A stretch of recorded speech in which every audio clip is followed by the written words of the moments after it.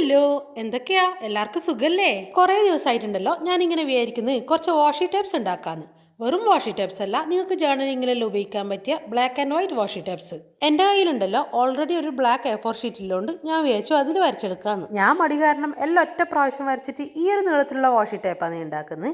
വാഷി types നല്ല നീളത്തിൽ വേണമെങ്കിൽ ബ്ലാക്ക് ചാർട്ട് പേപ്പർ എടുത്താൽ മതി കേട്ടാ. അതാകുമ്പോൾ നമുക്ക് നീളത്തിൽ പാറ്റേൺ വരച്ചിട്ട് കട്ട് ചെയ്തെടുക്കാം. ഇനി ചാർട്ട് പേപ്പർ കയ്യിലില്ലെങ്കിൽ കുറച്ചും കൂടി നീളത്തിലുള്ള വാഷി ടേപ്പ് വേണമെങ്കിൽ എല്ലാ പാറ്റേൺസും രണ്ടെണ്ണം വീതം വരച്ചിട്ട് രണ്ടും കൂടി കണക്ട് ചെയ്ത് ഒട്ടിച്ചു കൊടുത്താൽ മതി. എൻ്റെ കയ്യിലുണ്ടല്ലോ വൈറ്റിംഗ് ഉള്ള ഈ ഒരു പെന്നുണ്ട്, അതുകൊണ്ട് സംഗതി എളുപ്പമായി. ഇനി അതില്ലെങ്കിൽ വൈറ്റ് അക്രലിക് പെയിന്റ് ഉപയോഗിച്ചിട്ട് ബ്രഷ് വെച്ച് വരച്ചാലും മതി. പാറ്റേൺസ് എല്ലാം അപ്പോൾ എൻ്റെ മനസ്സിൽ തോന്നുന്നതാണ് വരച്ചെടുക്കുന്നത്. ആദ്യം ഒരു ഫ്ലവറിന്റെ പാറ്റേൺ വരച്ചു, പിന്നെ അതായ ഒരു സിക്സ് ആക്ക് പാറ്റേണിൽ ഒന്ന് വരച്ചെടുത്തു. ഹാർട്ട് ഇല്ലാണ്ട് ഇന്ന് പരിപാടിയാണല്ലേ, അതുകൊണ്ട് നമുക്ക് അടുത്ത പാറ്റേണിൽ കുറേ ഹാർട്ട് വരച്ചു കൊടുക്കാം. അടുത്തതിൽ നമുക്ക് റാ വെച്ചിട്ടൊരു ഡിസൈൻ വരക്കാം. കുറേ റാ വരക്കുക, അതിനുള്ളിലായിട്ട് കുറേ കുഞ്ഞു കുഞ്ഞു റായും കൂടി വരച്ചു കൊടുക്കുക. അപ്പൊ എനിക്ക് തോന്നി അതിന്റെ മോളും കൂടി കുറച്ച് റാ വരച്ചു കൊടുക്കാന്ന്. എന്താല്ലേ?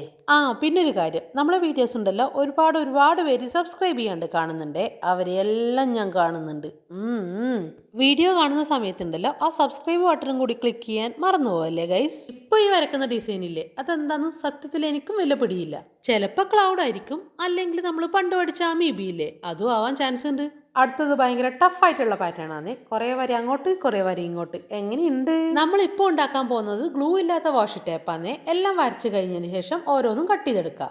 1 2 3 4 5 6 6 നമ്മൾ വരച്ച് കട്ട് ചെയ്തിട്ടുണ്ട്.